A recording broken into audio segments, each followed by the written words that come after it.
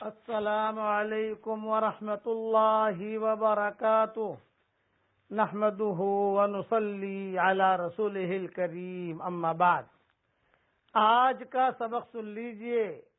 آج کے سبق کی سرخی ہے حضرت محمد صلی اللہ علیہ وسلم کی سیرت، پارٹ نمبر 28۔ جب حضور صلی اللہ علیہ وسلم کی عمر 22 سال 23 سال کی ہوئی، خرچے بھی گھر کے بڑھ گئے، تو ابو طالب نے کہا کہ بھی کوئی دھندے کا فکر کرو، میں کیا کروں؟ کیونکہ خدیجہ جو ہے یہ مال دیتی ہے، اس کا مال لو اور مال لے کر جاؤ، تجارت کرو۔ شام لوگ جاتے ہیں تو آپ بھی شام جاؤ۔ تو دو روایتیں ملتی ہیں، وہ دونوں روایتیں الگ الگ طریقے سے میں عرض کرتا ہوں۔ ایک یہ کہ حضور صلی اللہ علیہ وسلم نے جب یہ سنا تو اپنا فقیری کا پیالہ لے کر خدیجہ کے وہاں پہنچ گئے۔ وہاں لائن لگتی تھی، انٹرویو ہوتا تھا، جیسے ویزے کے لیے لائن لگتی ہے، انٹرویو ہوتا ہے، تو لائن میں کھڑے ہو گئے۔ لیکن حضرت خدیجہ ابھی اسلام تو آیا نہیں تھا، انہوں نے دیکھا کہ لائن میں کوئی لڑکا کھڑا ہے، بلا کر قریب بٹھایا اور پوچھا بھی کون ہو؟ تو بتایا آپ نے کہ میں اس طریقے سے ابو طالب کے یہاں رہتا ہوں۔ تو خدیجہ کی ایک سہیلی تھی، اس کا نام تھا نفیسہ۔ تو نفیسہ کو خدیجہ نے اشارہ کیا انگلی سے، خدیجہ نے کہ بھی اس کی تحقیق کرو، یہ لڑکا کون ہے، کیا ہے۔ عورتوں کی عادت ہوتی ہے ایسے کوئی بات کی تحقیق کرنی ہو تو وہ اس کی ماہرہ ہوتی ہیں، آدھے گھنٹے میں واٹس ایپ سے اس کا رپورٹ نکال دیتی ہیں کہ یہ لڑکی کیسی ہے، لڑکا کیسا ہے۔ تو چنانچہ وہ فوراً مکہ میں گھوم پھر کر، یہ نفیسہ جو تھی یہ پرائیویٹ سیکرٹری تھی حضرت خدیجہ رضی اللہ تعالی عنہ کی، وہ جا کر جو ہے تحقیق کر کے آئی اور کہا کہ یہ بہت شریف لڑکا ہے۔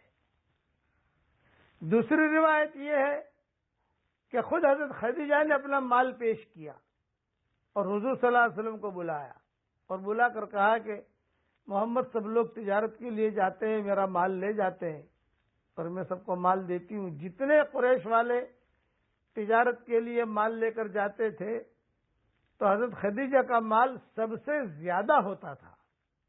اگر سارے قریش والوں کا مال $1,00,000 ہے، مثال دے رہا ہوں، تو صرف حضرت خدیجہ کا مال $2,00,000 ہوتا تھا، زیادہ ہوتا تھا۔ حضور صلی اللہ علیہ وسلم کو روانہ کیا اور حضرت خدیجہ کے ساتھ کا جو غلام تھا میسرہ، تو حضرت خدیجہ نے اس میسرہ کو بھی روانہ کیا اور میسرہ کو کہا کہ تم دیکھتے رہنا کیا ہوتا ہے رستے میں، جو بھی ہو مجھے آ کر رپورٹ دینا۔ آپ صلی اللہ علیہ وسلم 22-23 سال کی عمر میں آپ نے پھر شام کا سفر کیا بغرض تجارت۔ ایک جگہ جا کر ٹھہرے درخت کے نیچے، تو وہاں ایک راہب رہتا تھا۔ اس نے کہا یہ جگہ پر حضرت عیسیٰ علیہ السلام کے علاوہ کوئی ٹھہرا نہیں ہے، اور اس زمانے کا آخری نبی جو آئے گا وہ اسی جگہ ٹھہرے گا، یہ اس زمانے کا ہونے والا آخری نبی ہے۔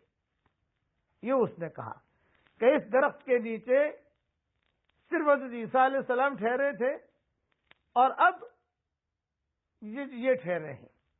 پھر حضور صلی اللہ علیہ وسلم کی آنکھیں دیکھی تو آپ صلی اللہ علیہ وسلم کی آنکھوں میں ایک خاص قسم کے آنسو تیرتے تھے اور خاص قسم کی ایک لکیر تھی۔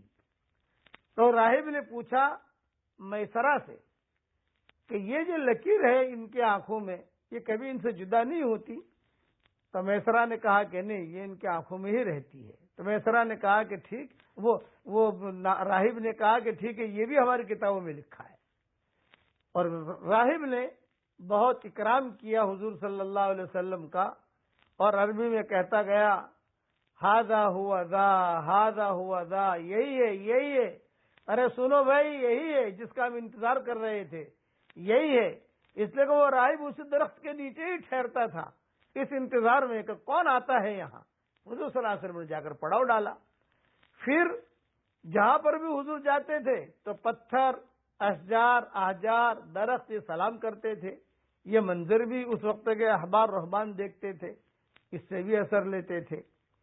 اب حضور صلی اللہ علیہ وسلم گویا کہ شام کی سرزمین پر پہنچے ہیں 22-23 سال کی عمر میں.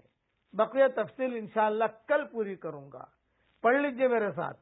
جزا اللہ عنا سیدنا محمد صلی اللہ علیہ وسلم ما ہوا اہلہ. اے اللہ، حضرت محمد صلی اللہ علیہ وسلم کے دین کو ساری دنیا میں عام فرما دیجئے اور ہمیں تیرا دین پھیلانے کے لیے قبول فرما لیجئے. اے اللہ، جو کام کرنے سے آپ راضی ہوتے ہو وہ کام کرنے کی توفیق دے، جو کام کرنے سے آپ ناراض ہوتے ہو اس سے ہمیں بچنے کی توفیق دے. آمین آمین. وآخر دعوانا الحمدللہ رب العالمین.